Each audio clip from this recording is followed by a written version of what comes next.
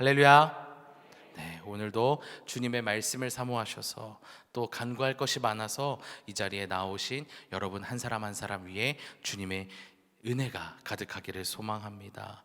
모두들 오늘 이 자리에서 말씀을 듣고 또 찬양하고 그 뒤에 우리의 기도를 들으시는 주님께 각자 가지고 있는 그 기도 제목을 주님 앞에 하나하나 내어놓고 응답받는 또 은혜가 있기를 소망합니다. 제가 방금 기도 응답에 대해서 지금 잠깐 이야기를 했는데요. 우리의 기도가 정말 내가 원하는 때마다 응답을 받을 수 있다라고 한다면 얼마나 기분이 좋을까요? 저 역시도 기도 제목이 여러 가지가 있는데 내가 기도할 때마다 그 기도가 곧장 그 즉시 내가 원하는 때 응답이 된다면 너무나도 좋을 것만 같습니다. 지금 상상만 해도 막 가슴이 뛸 것 같은데요. 그런데 우리가 그토록 좋아하는 이 기도 응답, 이것을 왜 하나님께서는 곧장 해주시지 않고 우리에게 어떠한 설명도 없이 그 응답들을 지체하시는 걸까요? 심지어 그러면서도 하나님께서는 우리에게 말씀하십니다. 믿음을 잃지 말라고, 낙심하지 말라고 계속해서 기도할 것을 권면하시는데요. 뭔가 좀 아이러니하지 않습니까? 죄송합니다만 솔직히 좀 뭔가 기도를 했을 때 응답받는 맛이 있어야 또 기도도 하지 않겠습니까? 이것이 우리의 인간적인 생각의 기도와 응답인데요. 오늘 본문인 누가복음 18장은 이 원리를 설명하는 비유로 시작이 됩니다. 오늘의 비유, 불의한 재판관과 과부의 비유는 함께 읽은 것처럼 한 여인이 불의한 재판장과 썩어버린 사법체계의 벽 앞에서 고통을 받고 있다가 끝까지 정의를 호소하다가 그 정의를 이루어냈다라는 해피엔딩의 이야기입니다. 예수님께서는 이 비유를 통해서 제자들에게 또 오늘 이곳에 모인 우리들에게 무엇을 가르치시고 말씀하고자 하시는 걸까요? 놀랍게도 오늘 본문은 시작부터 그 핵심을 짚어내고 있습니다. 오늘 본문 앞에 있는 누가복음 17장의 내용을 잠시 살펴보려고 하는데요. 26절을 보면 17장 26절을 보면 노아의 때처럼 인자의 때에도 그러할 것이라고, 또 이어지는 28절에서는 롯의 때와 같이 이렇게 이야기하고 있는데요. 이때가 어떤 때냐면요, 이때는 하나님께서 세상을 멸망시키던 때, 소돔과 고모라를 멸망시키던 때를 이야기하고 있습니다. 그러니까 그 누구도 온전히 살아남을 수 없었던 끔찍했던 때를 이야기하고 있는 것이 이제 17장의 이야기입니다. 그리고 오늘 본문 바로 직전의 말씀, 누가복음 17장의 마지막 절 37절에 보면 주검 있는 곳에는 독수리가 모이느니라 라는 그 말씀으로 그때가 아주 처참하다라는 것을 묘사하고 있습니다. 그리고 나서 곧바로 오늘 본문 1절이 다음과 같이 이어지게 되는 겁니다. 예수께서 그들에게 항상 기도하고 낙심하지 말아야 할 것을 비유로 하여. 자, 오늘 말씀에서 시작부터 짚어내고 있는 것이 무엇입니까?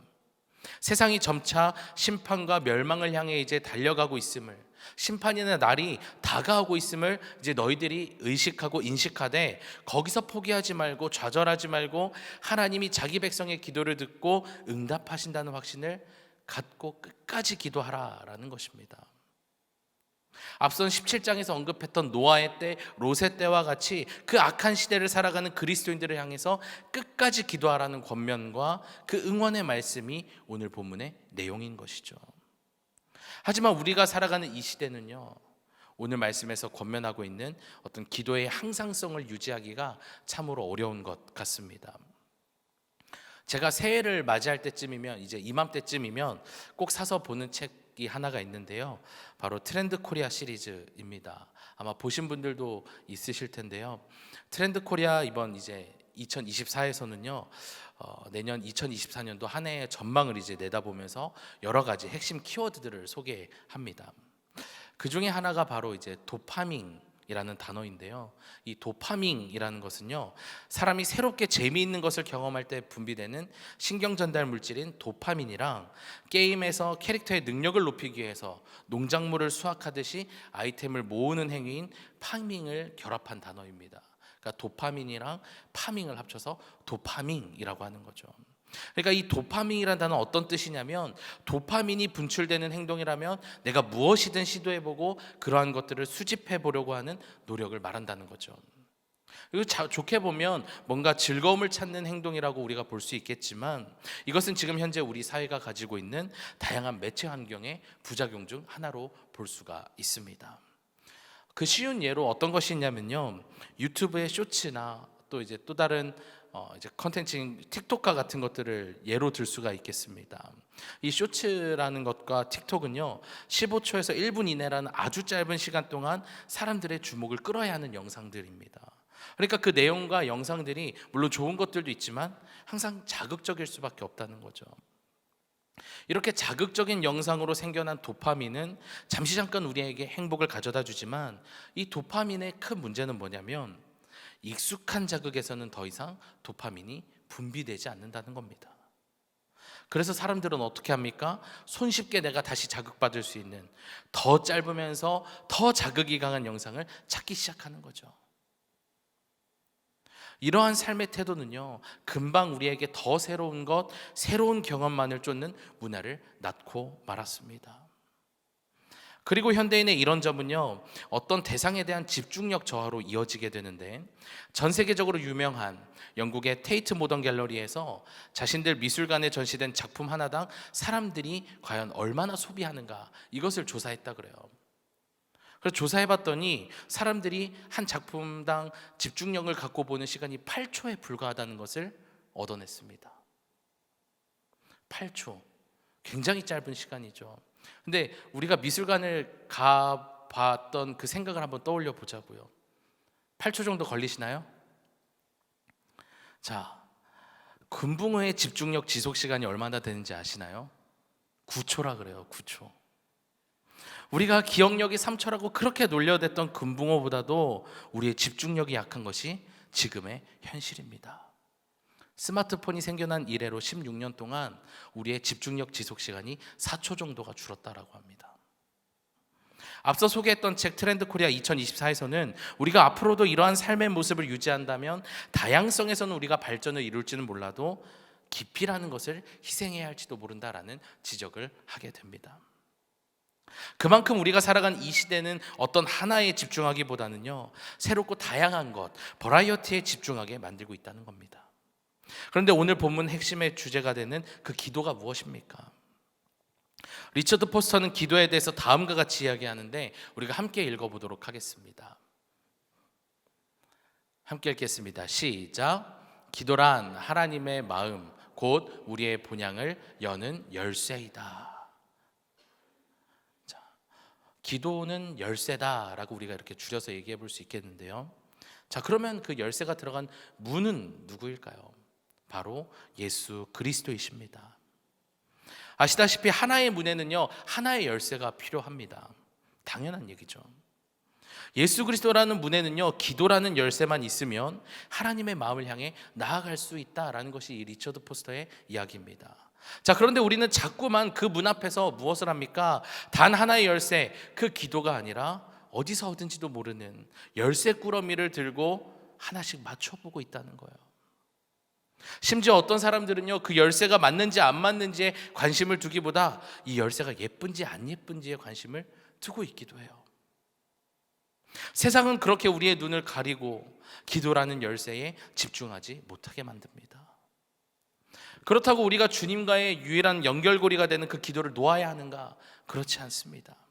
예수님께서 말씀하신 것처럼 우리는 더더욱 열정적이고 끈기 있는 기도를 이어가야만 합니다.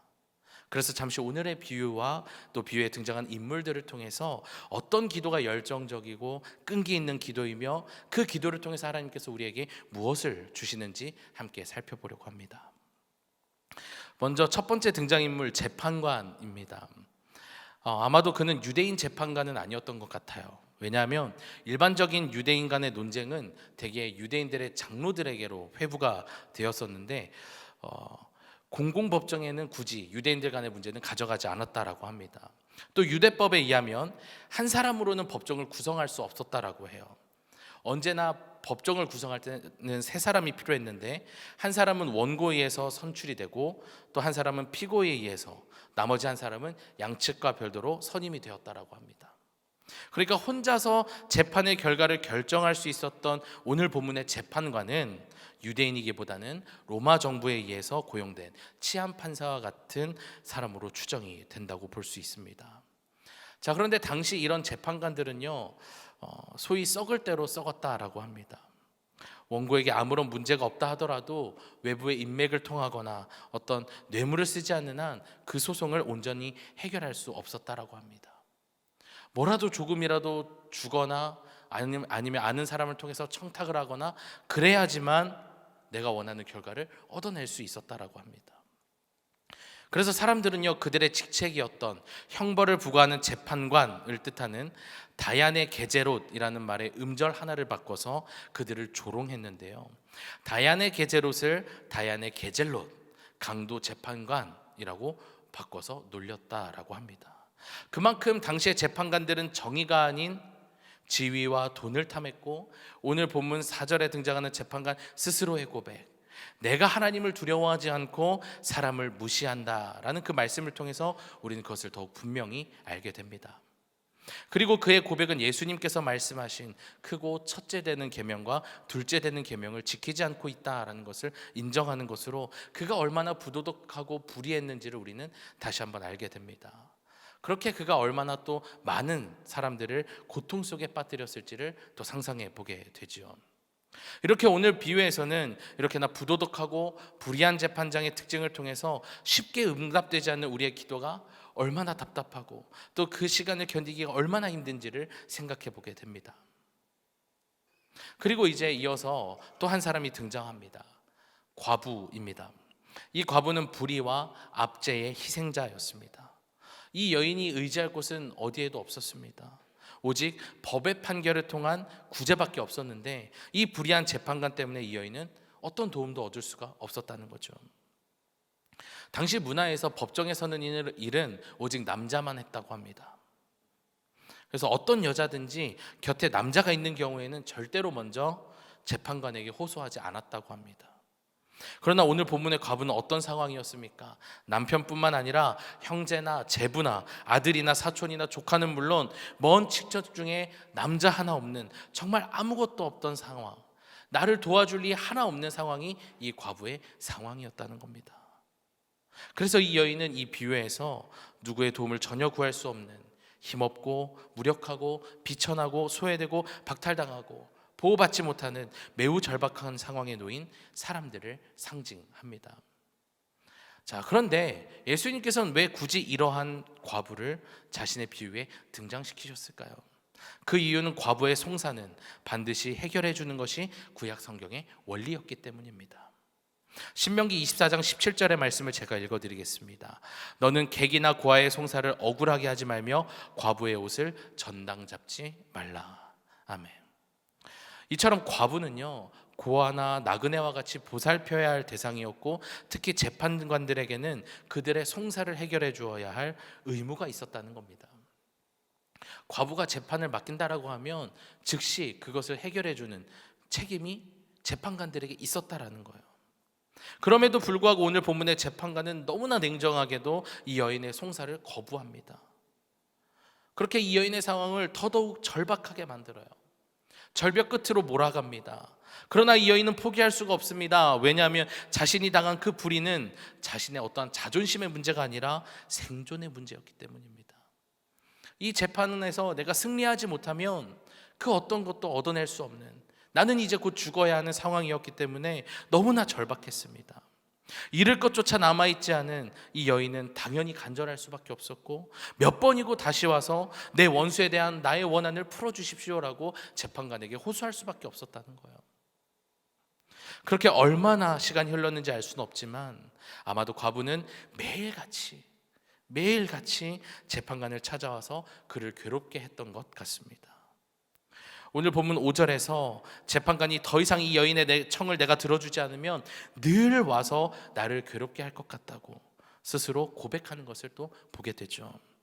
여기서 늘이란 단어 헬라어 에이스텔로스는요, 끝까지 끊임없이라는 의미를 갖고 있고 영원함을 뜻하는 단어로도 자주 사용이 됩니다. 그러니까 이 재판관은요, 이 여인을 내가 그냥 가만히 내버려 두었다가는 영원히 이 여인 나를 찾아올 것이라는 나를 계속해서 귀찮게 할 것이라는 생각을 가졌던 겁니다. 영어 성경인 킹 제임스 버전 성경에서는요, 이 부분에 대해서 그녀가 나를 피곤하게 만들지 않도록이라고 표현하고 있는데요. 주석을 살펴봤더니요, 이것은 헬라어 후피아즈를 번역한 것으로 상대방의 얼굴을 주먹으로 아주 강하게 가격하는 것을 의미한다고 합니다. 그러니까 이 재판관이 느꼈던 상황이 어떤 것이냐면, 이 여인이 나를 쫓아와서 때리거나 죽일 것 같은 그런 경험을 이 재판관이 하고 있는 겁니다. 실제로 과부가 정말로 재판관을 때리거나 죽이진 않겠지만, 이 재판관을 매일과 같이 찾아오는 이 여인의 집념과 그 끈질김은 마치 누군가에게 두들겨 맞는 것처럼, 누군가에게 폭행을 당하는 것처럼, 그리고 그것이 영원히 끝나지 않을 거라고 느껴질 만큼 이 재판관에게 있어서는 그 압박감이 매우 심했다라는 것을 우리가 알 수 있는 겁니다. 그렇게 아무것도 할 수 없었던 여인이 끈질김과 그 인내심 하나를 가지고 냉혹하고 무정했던, 얼음장과 같았던 그 재판관의 마음을 녹이고 항복하게 만들게 됩니다. 그렇게 예수님은 비유를 마치시면서 다음과 같이 말씀하십니다. 이해를 돕기 위해서 메시지 성경으로 오늘 본문 6절과 7절 말씀을 제가 읽어드리도록 하겠습니다.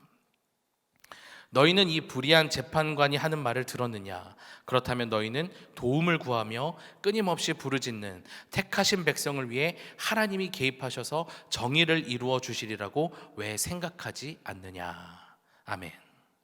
자, 이제 마지막에 이르러서 우리는 오늘 본문의 핵심, 우리가 과부와 같이 끈질긴 기도를 할 수 있는 이유이자 원동력을 발견하게 되는데요, 그것은 바로 우리가 하나님의 택하신 백성, 하나님의 자녀라는 사실입니다. 그래서 주님은 우리가 로마 출신의 어떤 재판관이거나 총리여야지, 또 바리새인이나 사두개인이어야지 우리의 기도를 응답하시는 것이 아니라는 거예요. 우리가 어떤 지위를 갖고 있고 권력을 갖고 있고 돈을 많이 가지고 있다고 해서 우리의 기도에 응답하시는 분이 아니라는 거예요. 주님은 우리가 어떤 존재인지 상관하지 않으십니다. 비록 우리가 과부와 같이, 목자와 같이, 나그네, 고아와 같이 아무런 힘이 없고 가진 것이 없다 할지라도 거기에 전혀 상관하지 않고 우리의 기도에 응답하신다는 사실입니다.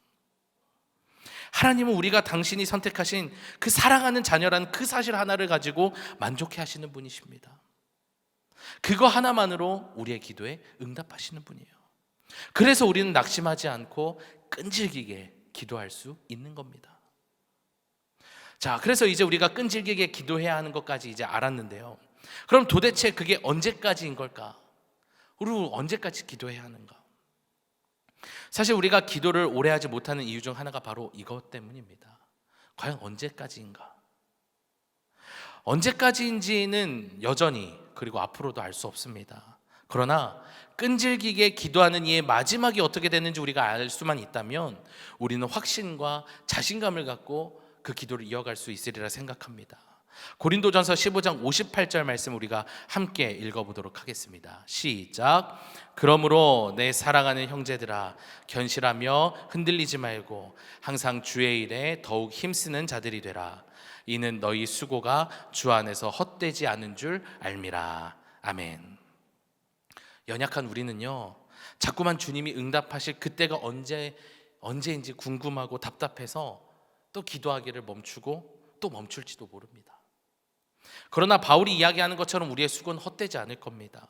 왜냐하면 하나님께서 우리의 수고를 헛되지 않도록 일하시기 때문이에요. 모두들 우리를 위해 친히 일하시는 하나님, 그 하나님의 열심을 신뢰하시기를 바랍니다. 오늘 본문의 끈질긴 과부와 같이 우리의 기도를 끈질기게 이어갈 수 있기를 소망합니다. 다시 말씀드립니다. 주님께 우리의 모습과 상황은 전혀 중요하지 않습니다.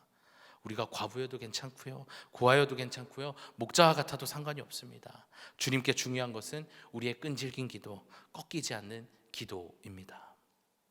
주님은 끈질긴 과부와 같이 기도하는 자를 찾고 계시고요, 다시 이 땅에 오실 때 자기 백성의 원한을 풀어주시고 죄인들을 벌하시고 사탄을 물리치시는 의로운 당신의 나라, 그 하나님의 나라를 세우실 뿐만 아니라 그 나라를 우리에게 허락해 주실 줄로 믿습니다.